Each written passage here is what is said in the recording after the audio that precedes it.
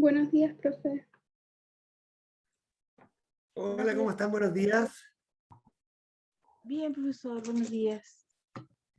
Y bueno, déjenme aquí terminar de admitir. Ya. Ahora sí. Buenos días a todos. Dos cosas muy breves para comentarles desde ya más administrativas. ¿Hay alguna novedad respecto a si habrá clases el viernes o no? ¿Saben? Profesor, hasta el momento se sabe que se está votando por un paro reflexivo, pero todavía no hay resultados. Yo creo Ya, que hoy día en la tarde, mañana ya estaríamos sabiendo la situación. súper.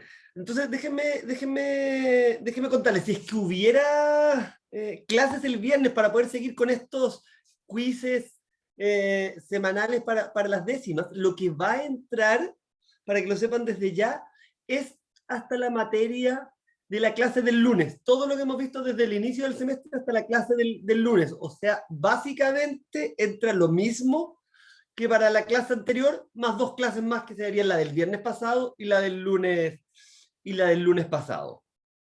Para que lo sepan si es que hubiera.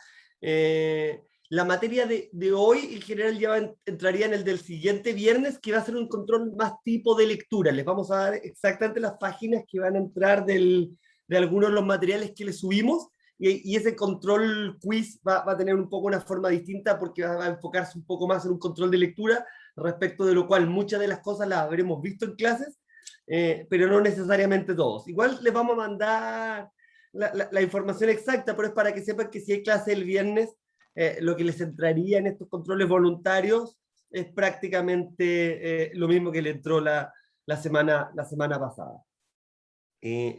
Dicho eso, vamos a empezar con la clase de hoy. Y acá déjenme hacerles desde ya un comentario, porque yo entendería que muchos de ustedes usan la versión de PowerPoint que les mandamos para preparar las clases, y acá estamos haciendo algunos cambios en el orden de la materia, no respecto de la materia, sino que en el orden. Entonces lo que vamos a ver ahora es bases de la administración de la justicia, que probablemente ustedes lo tienen después de características de la jurisdicción. Entonces vamos a invertirlo. De todas maneras, en un par de semanas más, les vamos a enviar el PowerPoint actualizado, y dentro de esa actualización va a estar el orden de las clases que hemos seguido, para que no se preocupen, pero se los comentaba para que el caso que alguno siga, si dice, profesor, íbamos más atrás, sí, yo sé que técnicamente, de acuerdo a ese PowerPoint, viene otra materia primero, pero con el profesor Aguilera decidimos invertir el orden y partir con esto. ¿Y qué son las bases de la administración de la justicia? Hay distintos conceptos. En la diapositiva aparece el concepto de dos profesores chilenos, bien relevantes, y esto me gusta que vayan remarcando estos nombres, porque van a ser nombres que se van a ir repitiendo a lo largo del semestre, y son nombres de que cuando hablamos que la doctrina es una fuente indirecta del derecho procesal, generalmente recurrimos a nombres como Carlos Anabalón, a nombres como Mario Casarino, que son profesores tradicionales en la materia. ¿Qué nos dice Carlos Anabalón? Nos dice que las bases de la administración de justicia son conceptos de orden constitucional encaminados a robustecer la administración de justicia en cuanto a poder público. Y por su parte, Mario Casarino nos dice que las bases de la administración de justicia son aquellas normas indispensables sobre las que debe descansar el Poder Judicial y sin las cuales no puede existir una correcta y eficiente administración de justicia. Esto último, para que se los quede súper importante, son conceptos que vienen a definir la administración de justicia en tanto poder público.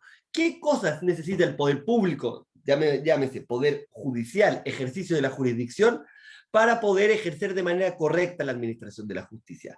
Y entonces, aprovechando, por ejemplo, esta discusión constitucional, partamos, antes de ver esta materia, haciendo una lista nosotros, y luego veremos cuáles conceptos de nuestra lista se encuentran o no se encuentran en las bases de la administración. ¿Qué base establecerían ustedes? ¿Qué concepto se requiere para que la administración pueda ejercerse de manera correcta? ¿Cuáles deben ser los principios a los que está sujeta la administración de justicia? Sí, Isadora. Yo creo que un uso acorde a las leyes que estén establecidas, no salirse del marco legal. Perfecto, ceñirse al marco legal. Eso lo voy a soplar desde ya, pero efectivamente te vas a dar cuenta que el primero de los principios que vamos a ver, la primera base, es el principio de legalidad, que efectivamente lo que va a perseguir es esto de ceñirse los jueces a la ley vigente. ¿Qué más? ¿Qué otra Profe, base se les ocurre? Sí. ¿podrá ser la independencia de otros poderes? Que no se repitan cargos entre poderes de la administración pública.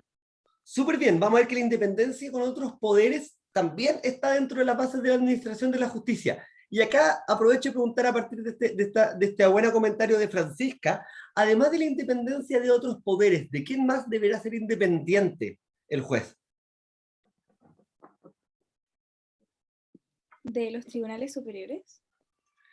Es un buen punto, porque efectivamente esto lo vamos a ver en relación a los sistemas de designación de los jueces, si es que existe o no existe independencia o independencia de los tribunales superiores, pero ciertamente una independencia de los tribunales superiores permite a los jueces fallar más de acuerdo con su correcto entendimiento que por temor a las posibles represalias o calificaciones que pudiera tener. Así que sí, independiente de los otros poderes, independiente de los otros tribunales e independiente de quién más pensaríamos.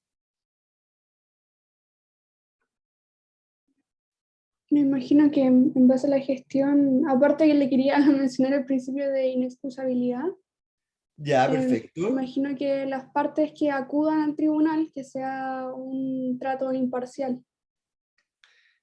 ¿De acuerdo con ¿y a qué te refieres con el trato imparcial respecto a las partes? Que la sentencia que emita el juez no puede estar de ninguna forma alterada por alguna de las partes. A lo que voy es que no puede estar influenciado bajo ninguna circunstancia a tomar algún tipo de decisión partidaria. Estoy de acuerdo, y eso nos va a llevar a que la independencia, también uno tiene que ser independiente de las partes, y por eso vamos a analizar durante este semestre que existen mecanismos para inhabilitar o para recusar jueces cuando no se cumple, por ejemplo, esa independencia. Vamos a analizar ahora en específico cada una de estas bases, pero déjenme felicitarlos porque todos los comentarios estuvieron muy precisos en relación con la materia que vamos a ver ahora. Y creo que hay algo más en el chat. Profesor, ¿Sí? ¿y el principio de territorialidad también contaría o no? ¿A qué te refieres, José, con el principio de territorialidad? Simplemente en virtud de que esta suerte de criterio tal vez de aplicación de las normas se entienda como una norma que rige o que está aprobada en un territorio y que tiene eficacia en este mismo. Pero en el caso de Chile, por ejemplo, que constitucionalmente se define como una república, pareciera ser que no nos va a generar mucha diferencia porque las leyes serían las mismas en cualquier parte de la república, ¿no? O sea, claro, por los hechos o delitos cometidos dentro de los límites del territorio, claro que sí. Sí. Ah, ya, exacto. Tú lo estás pensando más como desde el punto de vista del derecho internacional, por decirlo de cierta manera. Claro, claro. Ya, sí, no, Perdón, estoy de acuerdo. el profesor Santiago de Navada dice eso. Sí, no, es que por eso te decía, desde el punto de vista del derecho internacional es efectivo. Acá ya estamos asumiendo que son hechos que van a tener que ser juzgados por la jurisdicción chilena. Estamos como en un nivel más abajo, por así decirlo, de la cadena. Ah, ya, profe, gracias. Por eso que, pero lo que tú dijeras, en un estado con distintos estados, como ocurre en Estados Unidos, también el principio territorial sería una de sus bases, porque efectivamente tienen leyes federales o tienen leyes estaduales que solo rigen en algunos territorios. Entonces podría haber sido, pero en el caso de Chile, que no tiene esa distinción, no aplica mucho.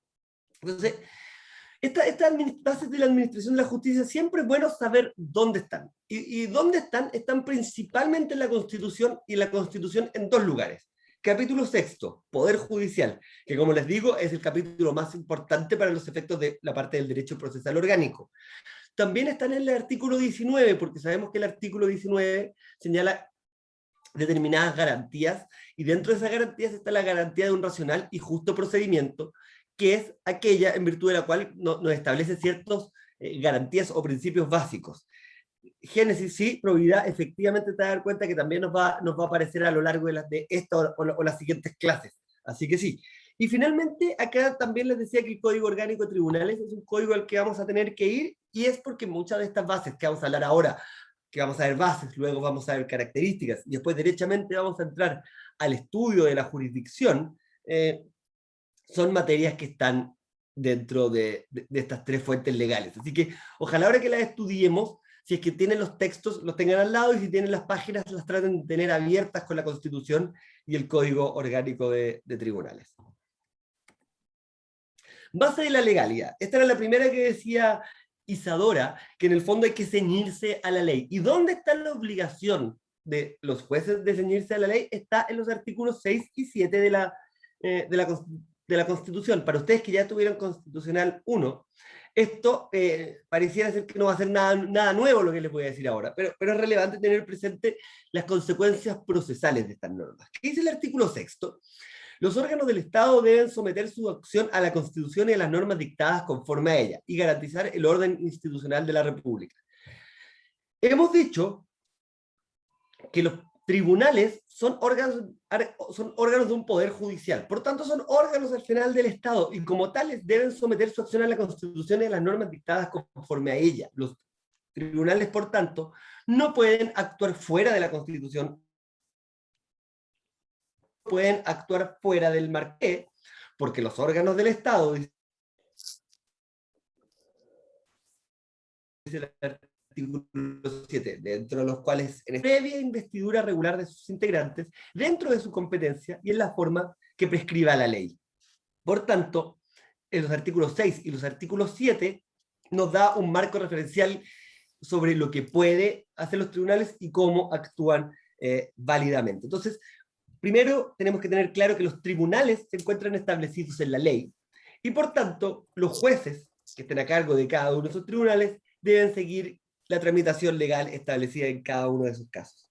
Acá hay una pregunta. ¿Alguno ha escuchado hablar de los árbitros arbitradores?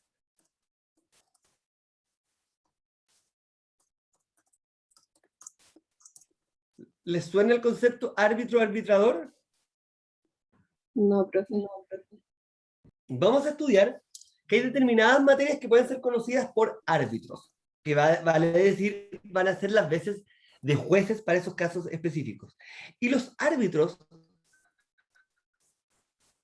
pueden pueden ser de tres tipos mixtos. Los árbitros de derecho son aquellos que deben fallar, deben tramitar el procedimiento de acuerdo con la ley y deben fallar de acuerdo con la ley. Los árbitros arbitradores, en cambio, van a conocer el procedimiento de acuerdo con las normas que le fijan las partes, y en todo caso cumpliendo las normas mínimas de procedimiento, y el fallo no lo van a dictar de acuerdo con derecho, sino que de acuerdo con lo que su prudencia y equidad le dictaren. Entonces algunos se preguntan, ¿los árbitros arbitradores son una excepción a la base de legalidad? Y a mi juicio la respuesta es que no. Y la respuesta es que no, porque los árbitros arbitradores están establecidos en la ley. La propia ley es la que crea los árbitros arbitradores. La propia ley es la que señala que las partes en determinados conflictos pueden señalar que el mismo va a ser conocido por un árbitro arbitrador. Y es la propia ley la que le dice al árbitro arbitrador que él debe fallar con su prudencia y equidad le dictaren. Entonces, si bien va a estar fallando en prudencia y no en derecho, eso es porque así lo está establecido en el régimen legal.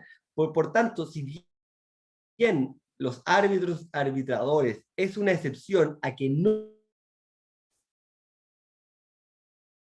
de la legalidad, porque igualmente someten su constitución, son las leyes las que le permiten fallar de acuerdo con lo que su prudencia y equidad le dictaren. Entonces tenemos base de la legalidad, primera base. Vamos a la segunda. Esta es otra de las bases que salió cuando estábamos hablando de manera previa, que es muy importante, que es la base de la independencia. Y entonces,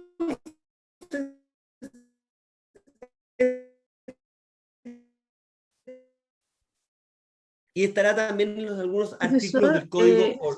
Disculpe, pero se está pegando su audio desde de la página anterior hasta ahora se está pegando su audio. Perfecto, denme un segundo, entonces me voy a cambiar de lugar, perdón, denme un segundo.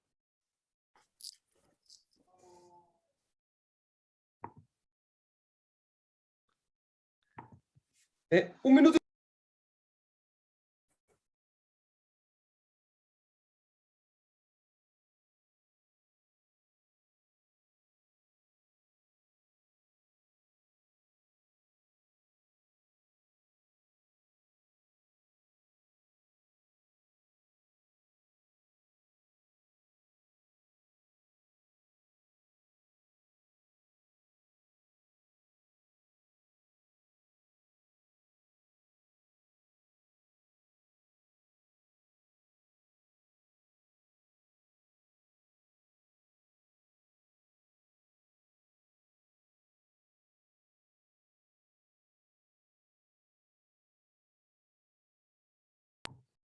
Ahora sí, perdón. Comentario al margen. Janina, tú estás grabando, ¿cierto? Sí, profesor. Ya, excelente. Entonces después te pido el link porque obviamente me acordé de darte permiso a ti para grabar, pero no de grabar yo. Así que después tú nos lo mandas y lo subimos. Sí, profesor. Muchas gracias. Entonces déjenme volver ahora sí a lo que estábamos, a la base de la independencia. Como les decía, esto es súper útil para los que tengan los códigos o las, ya sea en formato electrónico o digital, ir marcándolos para que se vayan acordando cuando lean estos artículos a qué se refieren. Y entonces, como les decía, la base de la independencia va a estar establecido en distintas partes. La primera referencia que existe a la base de la independencia propiamente tal está en el artículo 7, inciso primero, que ya lo leímos, que dice: los órganos del Estado actúan válidamente previa investidura regular de sus integrantes dentro de su competencia y en la forma que prescribe la ley. Pero luego el inciso segundo es clave. Ninguna magistratura, ninguna persona ni grupo de personas pueden atribuirse ni a un pretexto de circunstancias extraordinarias otra autoridad o derechos que los que expresamente se les haya conferido. ¿Y esto por qué digo que es importante? Porque de alguna manera esto marca un límite. Oiga, los órganos del Estado solo actúan válidamente dentro de su competencia y no van a tener competencia para fallar más allá de lo que expresamente les permite realizar. Por tanto, con esto vamos delimitando los poderes del Estado. Esto es súper relevante en cualquier órgano constitucional, porque es lo que determina, por así decirlo, los check and balance, lo que puede hacer y cuáles son los controles que va a tener cada poder del Estado. Y esto entonces es la base inmediata del principio de independencia que nos va a asegurar que los asuntos sometidos a los tribunales de justicia sean conocidos exclusivamente por los tribunales de justicia y no por otros órganos del Estado. Ahora, en concreto, ¿qué normas vamos a encontrar que refuercen la independencia? Leamos artículo 12 y artículo 4 del Código Orgánico. El artículo 12 nos dice: el Poder Judicial es independiente de toda otra autoridad en el ejercicio de sus funciones. Se remarca ahí la característica de independencia. Y con esto tenemos una primera referencia a lo que ustedes mismos decían, que la independencia debe ser respecto a los otros poderes del Estado. El artículo 4 señala: es prohibido al Poder Judicial mezclarse en las atribuciones de otros poderes públicos y en general ejercer otras funciones que las determinadas en los artículos precedentes. Cuando estudiemos en concreto los primeros artículos del Código Orgánico, nos vamos a dar cuenta que el artículo primero del Código Orgánico le establece a los tribunales las facultades jurisdiccionales. El artículo segundo del Código Orgánico les va a otorgar las facultades para conocer los procedimientos no contenciosos. El artículo tercero del Código Orgánico le va a otorgar las facultades para tener atribuciones económicas como la que les permiten dictar, por ejemplo, los autoacordados. Entonces, ¿qué nos dice el 4? Nos dice que el Poder Judicial tiene prohibido mezclarse en las atribuciones de otros poderes y en general ejercer otras funciones que las determinadas en artículos precedentes. Si se fijan, el artículo 12 lo que hace es decir que los otros poderes del Estado no pueden ejercer las funciones judiciales, y el 4 es la otra cara de la moneda, porque dice que el Poder Judicial no puede ejercer las funciones de los otros poderes del Estado. La independencia en ese sentido, y esto también salió en la conversación de los primeros minutos, es tanto externa respecto de los otros poderes del Estado, pero es también interna dentro del poder judicial. Y esto es muy importante porque lo vamos a estudiar cuando veamos los distintas formas de designar jueces.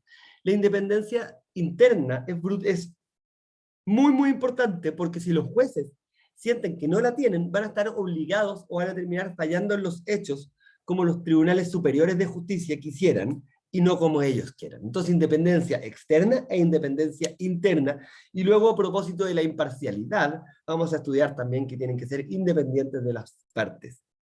¿Qué pasa con la prensa, a su juicio? Acá lo traigo más como pregunta de debate. ¿Deben ser, por un lado, desde el punto de vista de ley referenda, independientes de la prensa? Y por otro lado, pregunta de ley lata: ¿los tribunales en los hechos son independientes de la prensa? ¿Qué les parece a ustedes?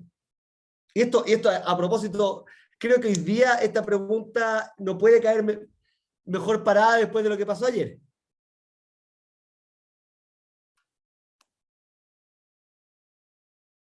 ¿Qué les parece la relación entre la independencia y la prensa?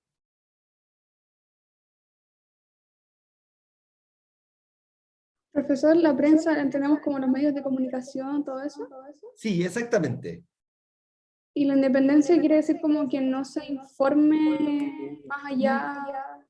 No, no, dado que todos conocemos muchos juicios a propósito de los medios de comunicación, los grandes casos de colusión, los terribles casos de femicidio, otros casos de violencia, siempre son hechos públicos, entonces generan la atención de la prensa. ¿Qué pasa? ¿Los jueces pueden terminar siendo verdaderamente independientes en esos casos del análisis que puede hacer la prensa? ¿Profe? ¿Sí? Yo creo que no, porque, por ejemplo, el caso de Espinia, que el juez Calvo, a él lo presionaron de la prensa por haber sido encontrado en un sauna gay, entonces no podía ser imparcial. Y que se veía a ojos públicos que él era un degenerado para la época, entonces no podía juzgar el caso tan terrible que fue, entonces fue retirado del proceso. Un buen ejemplo, un ejemplo histórico que muestra cómo la prensa ha podido ejercer, ¿cierto?, respecto a su influencia, respecto al caso. Estoy de acuerdo. ¿Qué más les parece a ustedes? Porque hoy día evidentemente, estamos llenos de influencia de los medios de comunicación en los casos. Los casos se transmiten. El año pasado, desde que fue Consumo, no era para nada anormal ver casos en la prensa. Y uno a veces prendía el matinal y estaban transmitiendo juicios. Sí, Isadora. Pero me quedo un poco confundida. ¿Hablamos como de la vida personal del juez o del caso en sí? Porque se puede ver influenciada inevitablemente según, por ejemplo, no sé, un juez está en un caso de un femicidio, él está encargado de ver ese caso y sale constantemente el caso en matinales, en distintos medios de comunicación. Entonces creo que inevitablemente, aunque el foro interno del juez se va a ver un poco influenciado sobre las noticias que vea. A eso iba. ¿Cuánta independencia le queda a un juez? Porque lo del caso Spinac, que efectivamente fue una buena referencia, porque el caso Spinac realmente va más allá en el sentido que investigó verdaderamente el juez para ver cuán parcial o imparcial podía ser. Y uno podrá decir si es que la prensa tiene o no tiene derecho a eso. Pero yo acá lo estaba pensando más en el caso del juez que tiene que llegar y fallar.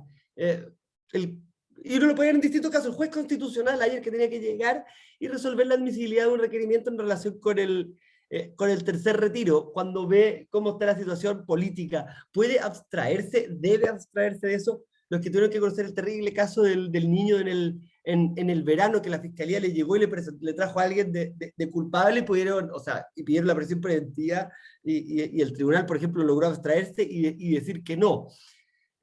¿Cómo tendrá que ser esta relación? ¿Qué más les parece? ¿Cuánta independencia tienen verdaderamente los jueces en estos casos de alta connotación pública?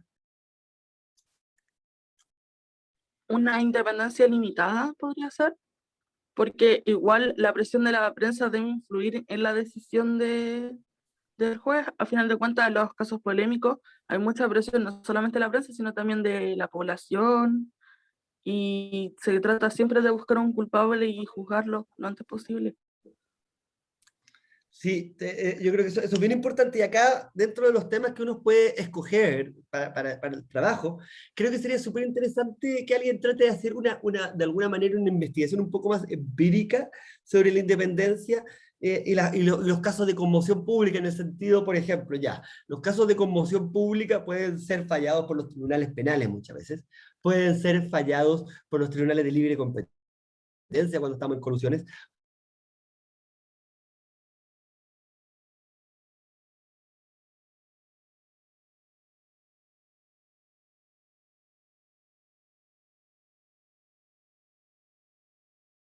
Estoy pensando en posibles trabajos, por eso me extendo.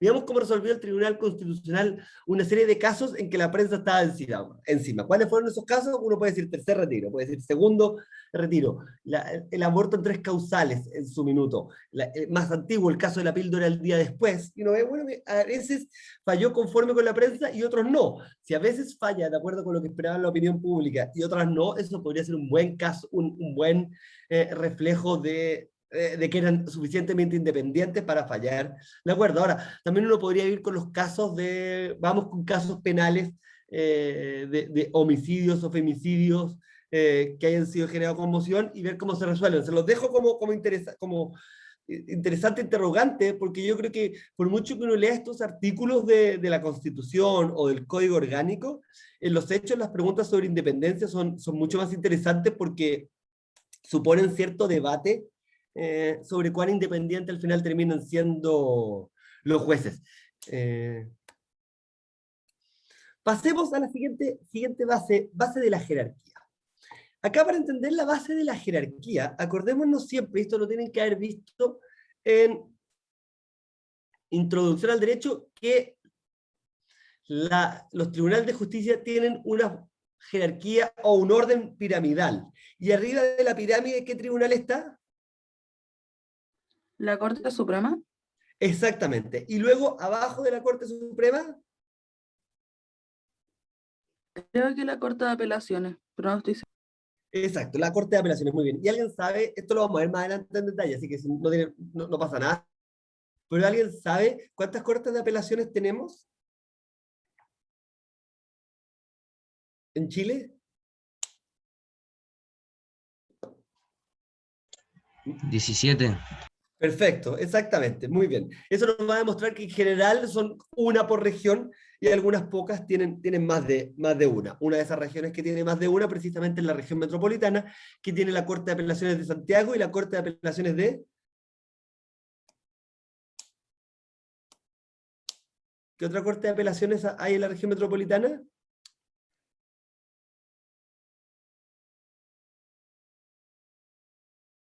¿Nadie? San Miguel. Bien, muchas gracias. La Corte de Apelaciones de Santiago y la Corte de Apelaciones de San Miguel. Entonces, cuando uno entiende este concepto de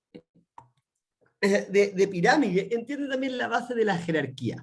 Déjenme leer los artículos relevantes para poder explicarla luego. El artículo 110 del Código Orgánico, lo marcamos, le ponemos base de jerarquía, nos dice que una vez fijada con arreglo a la ley la competencia de un juez inferior para conocer en primera instancia un determinado asunto, queda igualmente fijada la del Tribunal Superior que debe conocer del mismo asunto. Este artículo 110 es clave y lo vamos a estudiar más adelante cuando veamos las reglas de competencia. ¿Por qué? ¿Qué significa esto?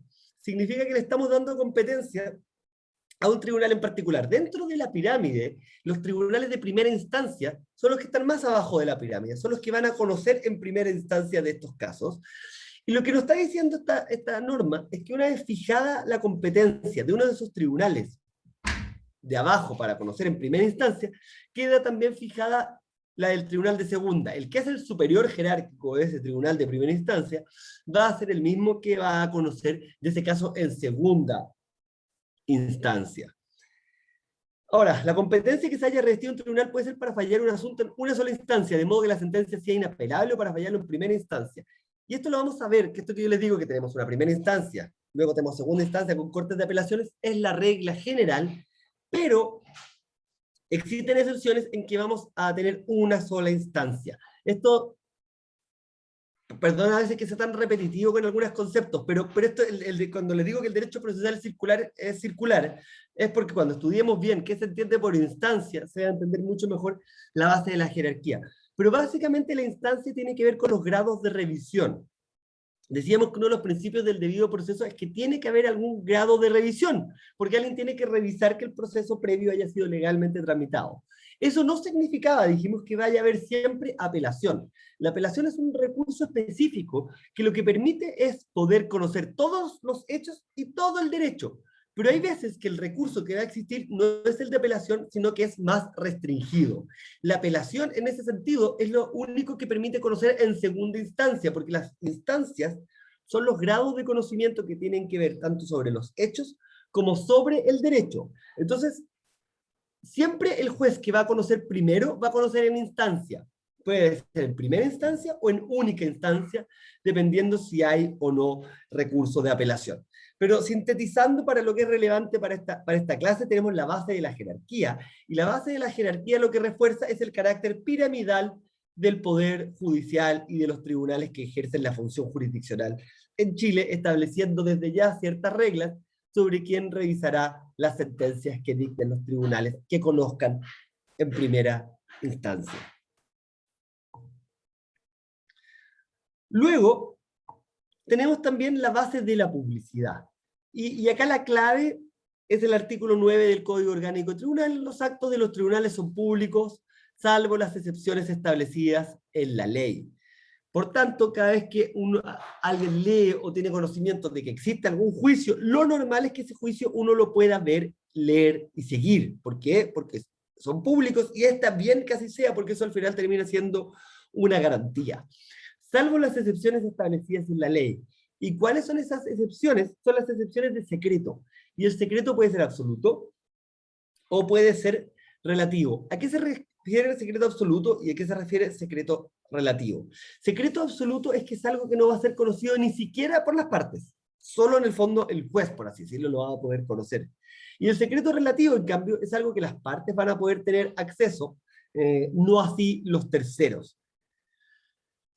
Ejemplos de secreto relativo, tenemos los juicios de filiación y algunas otras causas de familia, en que efectivamente, dado los temas que se están tramitando en un juicio de filiación, que determinan si es que alguien es o no es padre de un niño o de una niña, tiene sentido que esos juicios sean reservados, porque imagínense si todos pudiéramos ir y conocer un juicio de filiación, el problema que se podría generar casi que de discriminación, por no decir hasta de bullying, respecto de esa familia.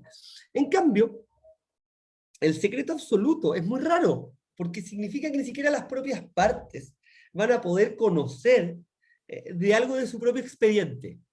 Y esto, en general, hay un solo gran ejemplo que nos demuestra que en realidad el secreto absoluto prácticamente no existe, que tiene que ver con los acuerdos de los tribunales colegiados. Ahora vamos un paso atrás. ¿Qué son los acuerdos de los tribunales colegiados?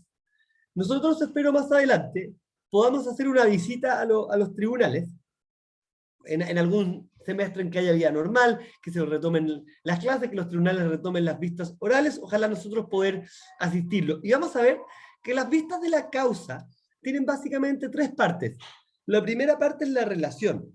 La relación es aquel resumen de los hechos que hace un personaje que se llama relator. Y el relator les dice, señores ministros de la Corte de Apelaciones, esta causa se trata de lo siguiente, A demandó a B, B contestó tanto, el tribunal de primera instancia falló, luego hay recurso de apelación. Después de esa parte, vienen los alegatos de las partes. Y entonces cada parte, por medio de intermedio de su abogado, alega. Esto es público. Pero una vez que terminan los alegatos, termina la parte pública de la audiencia. Las partes salen, si hubiese público, también va a salir, y luego se quedan los jueces debatiendo acerca de cómo se debe resolver ese caso y llegando a un acuerdo. Ese periodo de deliberación que se denomina acuerdo es secreto incluso para las partes. Nadie accede a los acuerdos y lo que uno accede es a la sentencia. Uno sabe qué es lo que finalmente resuelve la Corte y conoce la sentencia con sus motivos y justificaciones, pero uno no conoce el debate interno que hubo para llegar a esa deliberación. Esa entonces es la base de la publicidad. Vamos a la siguiente base, que es la base de la pasividad.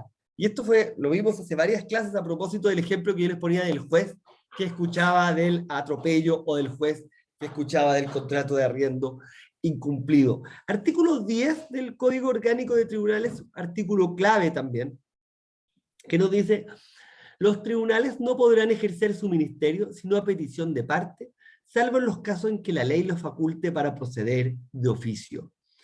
Fíjense lo relevante que está diciendo: los tribunales no podrán ejercer su ministerio sino a petición de parte. Esto es un principio que se denomina principio dispositivo, que está estableciendo la relación que tiene que haber entre los tribunales y quiénes son los destinatarios o usuarios de los tribunales. Y los que dicen es que los tribunales no van a poder ejercer su ministerio, no van a poder iniciar de oficio, salvo algunos casos en que la ley faculte para ello. Pero vamos a ver que los casos en que la ley lo faculta para ello son para realizar ejercicios de oficio dentro de un juicio ya iniciado.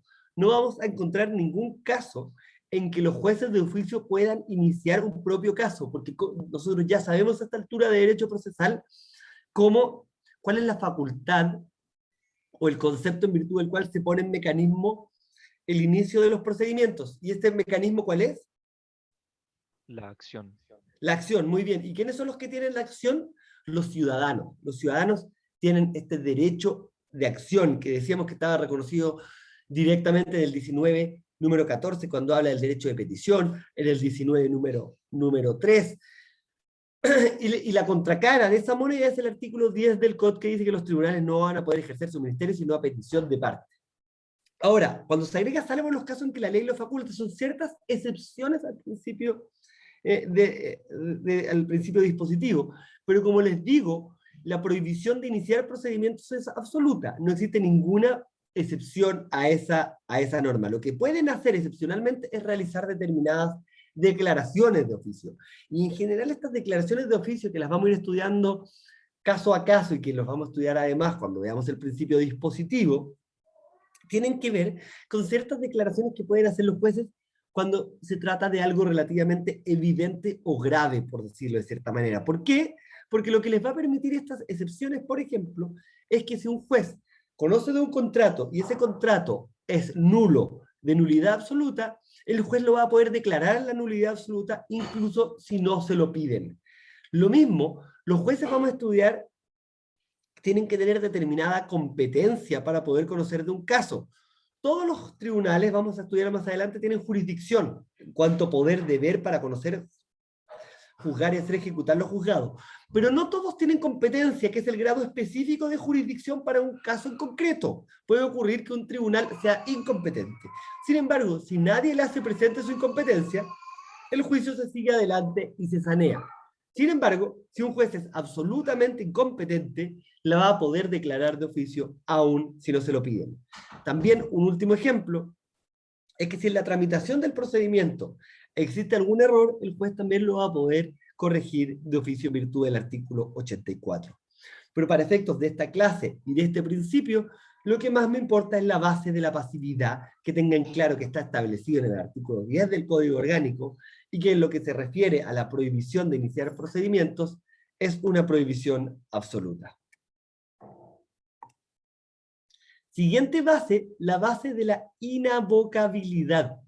Y la base de la inavocabilidad está establecida en el artículo 8 del Código Orgánico de Tribunales, que nos dice: ningún tribunal puede abocarse el conocimiento de causas o negocios pendientes ante otro tribunal, a menos que la ley le confiera expresamente esta facultad.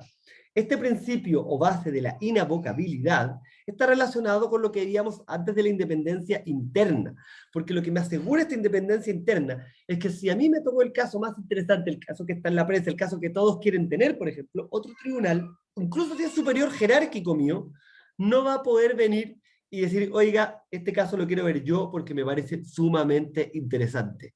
Si eso le pasara, el juez dice: oiga, artículo 8 del COD, ningún tribunal puede abocarse el conocimiento de causas o negocios pendientes ante otro tribunal.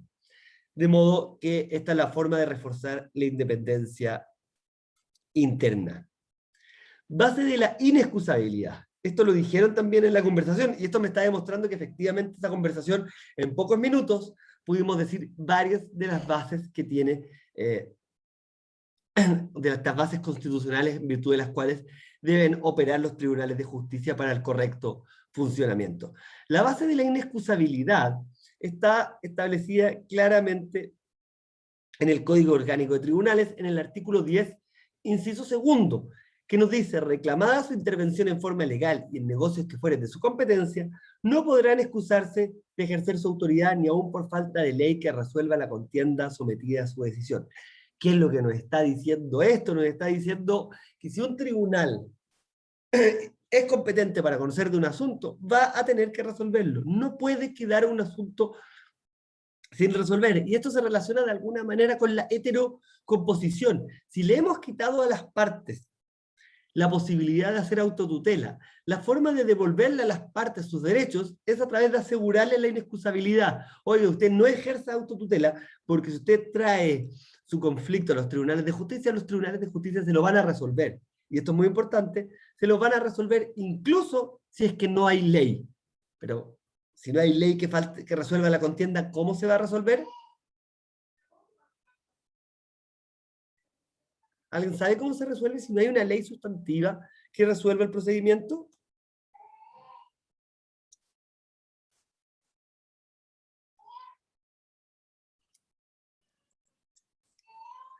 Profe, ¿puede repetir la pregunta, por favor?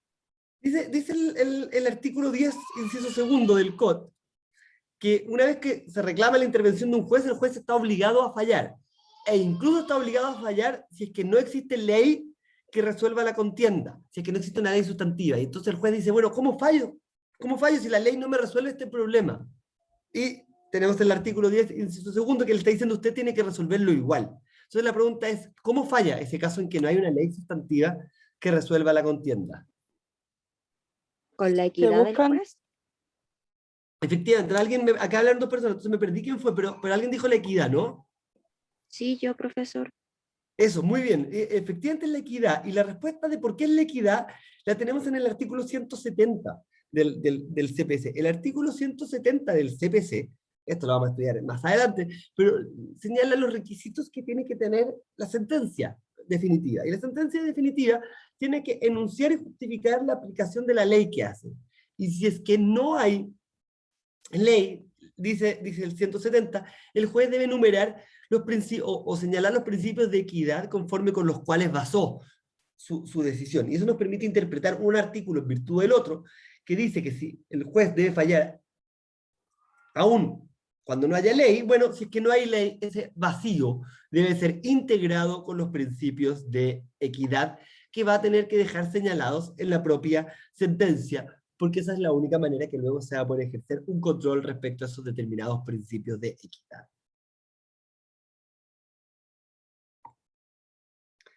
La octava base es una base muy importante desde un punto de vista constitucional, que es la base de la gratuidad. La base de la gratuidad tiene su primera manifestación. El acceso a los tribunales de justicia es gratuito.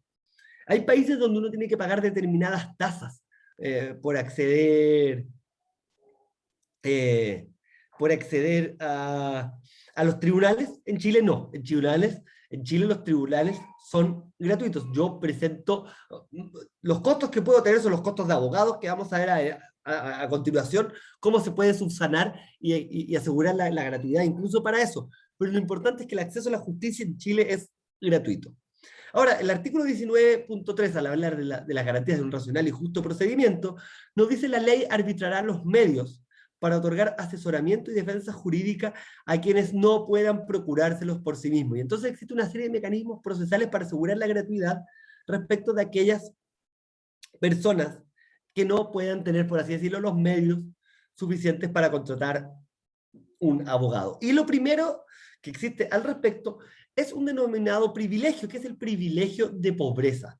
El privilegio de pobreza lo que permite es obtener que algunas funciones judiciales que sí son pagadas, a él le sean obtenidas de manera gratis. Porque uno dice, bueno, efectivamente a mí no me cobran tasa en Chile por presentar una demanda. Sin embargo, esa demanda debe ser notificada. Y esa notificación se hace dependiendo la sede, pero en sede civil se hace a través de receptores.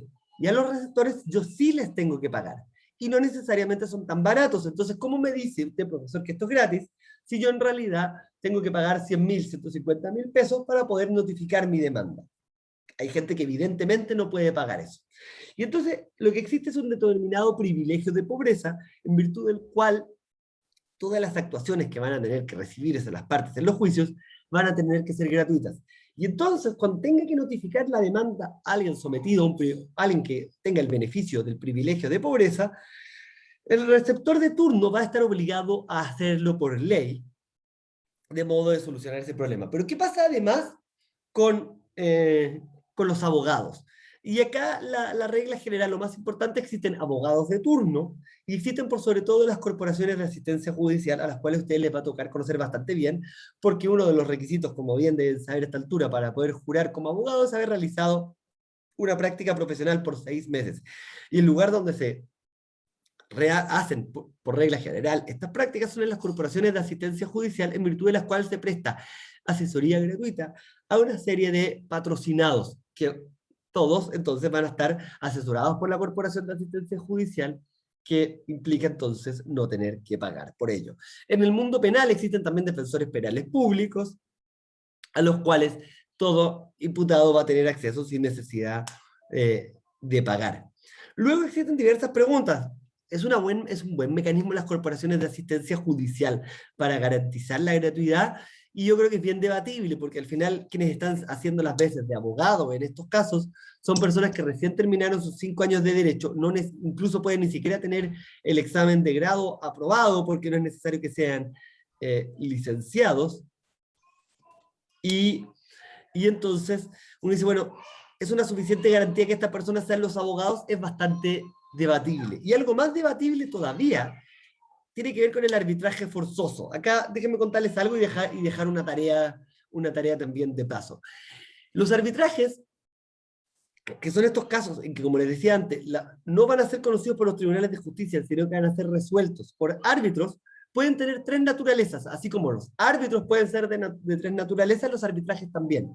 Y estos arbitrajes pueden ser, o 2 naturalezas más bien, voluntarios o forzosos. Yo puedo querer ir a un arbitraje, o la ley me puede forzar a ir a un arbitraje. El problema es que los arbitrajes forzosos, alguien va a tener que costear los costos de los árbitros. Y entonces la pregunta es, ¿los casos de arbitraje forzoso son constitucionales a la luz de lo establecido en el artículo 19.3? Y ahí hay un bonito caso para estudiar también en el trabajo, y para ver también si es que efectivamente uno debiese ir en la línea de establecer arbitrajes forzosos o no. Porque alguien que haga esta tarea y me diga, ¿qué casos de arbitraje forzoso hay? Me va a decir, bueno, en general los casos de arbitraje forzoso son casos de sociedades. Probablemente son casos en que en realidad no hay mayor problema de acceso a la justicia desde el punto de vista de la gratuidad. Pero de todas maneras, creo que vale la pena analizar si los casos de arbitraje forzoso son compatibles con la garantía del artículo 19, número 3, o no. Y esto, déjenme al menos alcanzar a iniciarlo. Esto lo vamos a ver con un poco más de detalle cuando veamos en la siguiente clase la forma de designación de los jueces. Existen básicamente 3 grandes sistemas de autogeneración. Está el sistema de autogeneración completa, en virtud del cual el Poder Judicial designa a todos sus miembros. Está el sistema de elección popular, en virtud del cual los jueces van a votación y las propias personas eligen quiénes van a ser los jueces. Y está también los sistemas de generación incompleta, en que si bien interviene el Poder Judicial, van a intervenir 2 o más poderes del Estado. Estos son, por decirlo de alguna manera, los 3 grandes sistemas. Autogeneración completa, el propio Poder Judicial designa a todos y cada uno de sus miembros. Sistemas de elecciones populares. Estos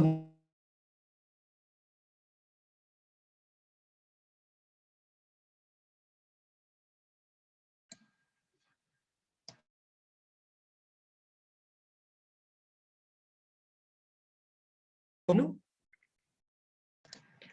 Profe, parece que se le pegó. Perdón, ¿sí? ¿No se escuchó? No, ¿Aló? profe. Lo último No, que ya. dijo sobre sistemas Es sobre populares, los fue lo último que sistemas, escuchamos. profesor, no. Ya, déjeme partir de nuevo entonces, perdón. Existen básicamente 3 grandes sistemas de designación de jueces. Sistema de autogeneración completa, en virtud del cual el Poder Judicial va a designar a todos y cada uno de sus miembros. Esto significa que el propio Poder Judicial se autodesigna a sus miembros. ¿Quién va a ser juez en Ovalle? ¿Quién va a ser juez en Iquique? ¿Quién va a ser juez de Corte de Apelación? ¿Y quién va a ser juez de Corte Suprema? Tienen un proceso en que ellos mismos se van renovando y designando. Hay un siguiente sistema, que es el sistema de elección popular. Este es un sistema muy excepcional, pero supone que los jueces van a votaciones, así como votamos por presidente, senador y diputados, votaríamos también por jueces. Y finalmente está un sistema que es el determinado sistema de autogeneración incompleta, en que si bien puede intervenir el Poder Judicial, lo cierto es que van a intervenir 2 o más poderes del Estado para efectos de las designaciones. Y la pregunta que yo les hice es si ustedes sabían cuál es el sistema que rige en Chile. Es decir, el sistema de autogeneración completa, el de elección popular o el de autogeneración incompleta. El incompleta. ¿Por qué el incompleta, Scarlett? Es que había escuchado que el ministro de la Corte Suprema la designaba el presidente de la República.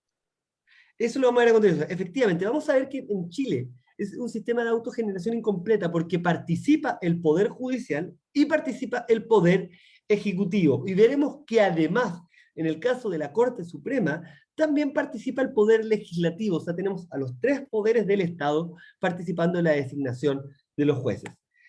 Los jueces de letra en Chile, cuando pensamos en nuestro esquema piramidal, los jueces de letra son los que están abajo de la pirámide. Ya vamos a ver, cuando veamos tribunales de la justicia, cuáles son específicamente cada uno de estos tribunales que están abajo de la pirámide. Pero pensando en los jueces de letras son nombrados por el presidente de la República a propuesta de una terna elaborada por la respectiva Corte de Apelaciones. ¿A qué se refiere con respectiva Corte de Apelaciones?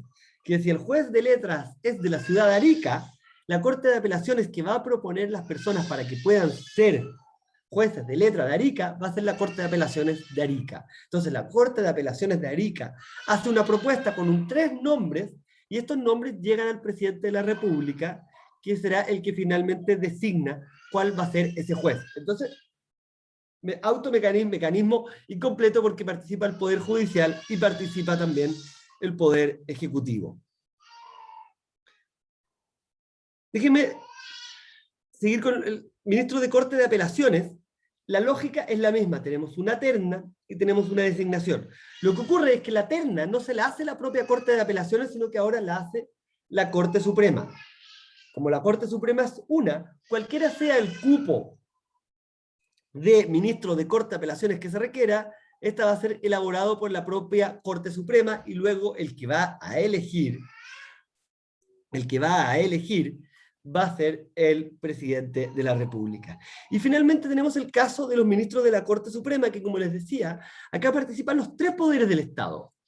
¿Por qué digo los 3 poderes del Estado? Porque acá hay una propuesta que hace la Corte Suprema. Esta propuesta viene con una quina de la Corte Suprema.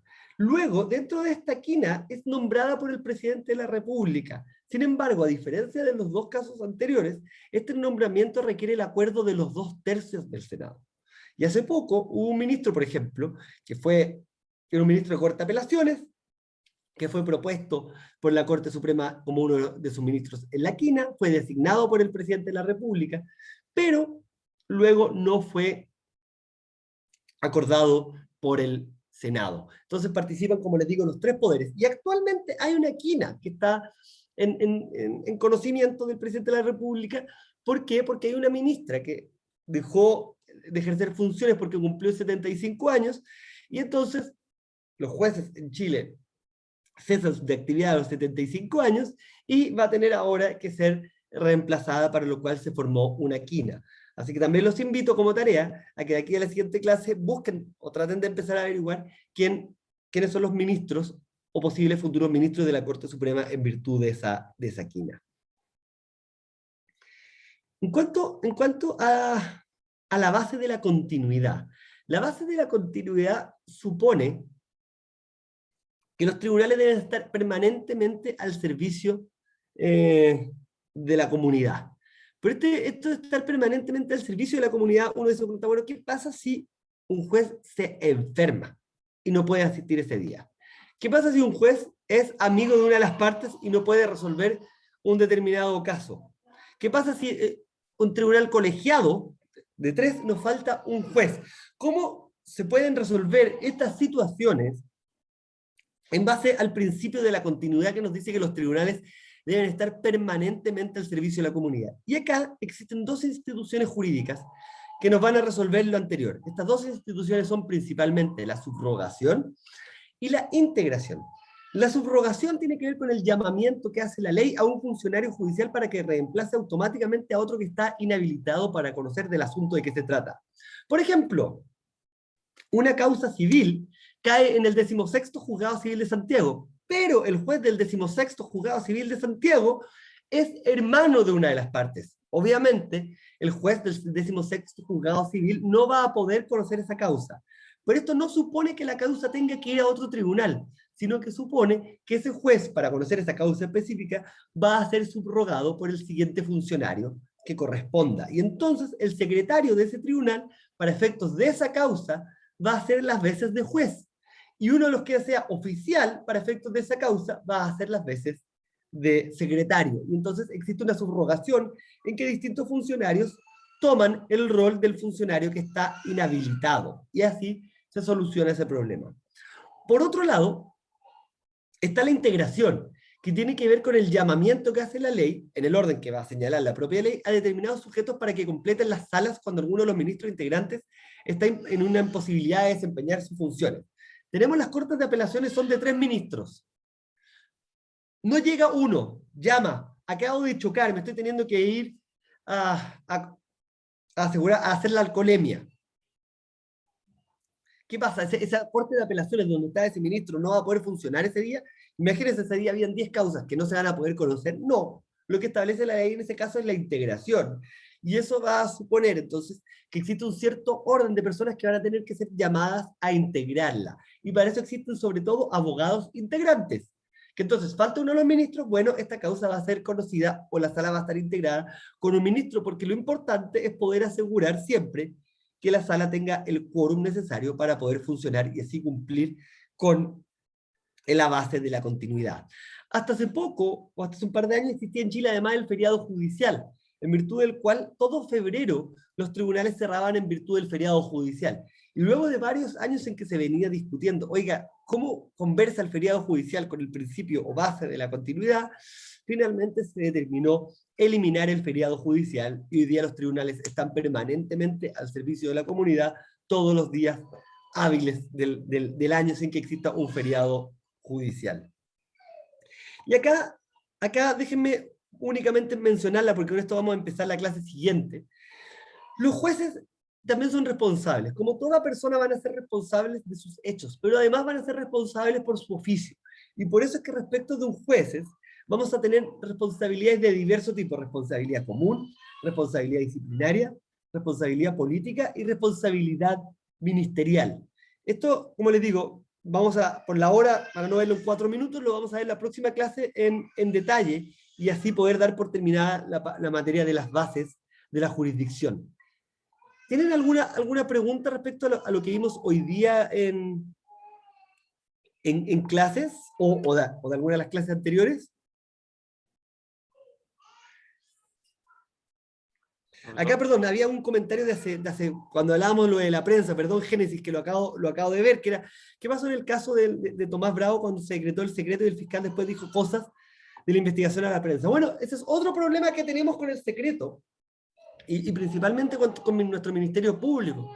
Nuestro Ministerio Público es bastante bueno para filtrar cosas a la prensa, de modo tal que muchas veces el secreto de la investigación se pierde, y eso tiene graves problemas, primero por la efectividad de la investigación. Filtrar cosas que deben estar secretas afecta la investigación, pero afecta también a quien supuestamente empieza a aparecer como culpable sin que siquiera se le haya imputado o acusado al respecto.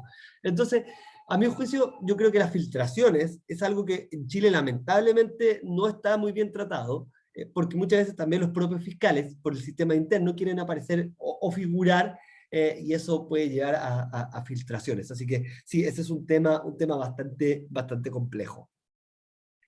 Ahora, esa era una pregunta que estaba pendiente del chat que la acabo de ver, por eso digo mis disculpas por la filtración consciente. ¿Se ha sancionado? Buena pregunta, Ignacio.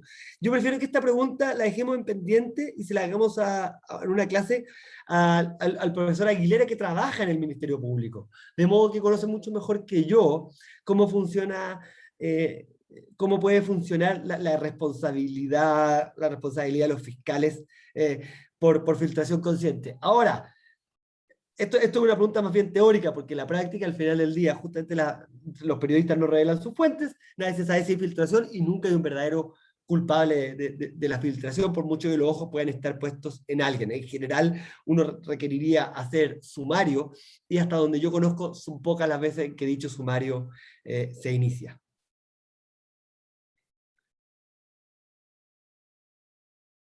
Si no hay más preguntas, entonces dejamos la clase hasta acá, y si es que hay clases el viernes, nos vemos el viernes con el control. Si no hay clases el viernes, nos vemos, ya seguimos con las clases la próxima semana. Y evidentemente, como estos controles son voluntarios y son solo para subir décimas, si hay clases el viernes se hace, si no hay, no se hace, y ya la próxima seguiremos con el de la siguiente semana. Que estén muy bien y Chao, chao, nos profe. estamos viendo. Cuídese. Chao, profe. Chao, profe, Bueno, gracias. Gracias. Si no nos vemos, chao. que pasen un Muchas bonito fin de gracias. semana. Gracias, hasta luego.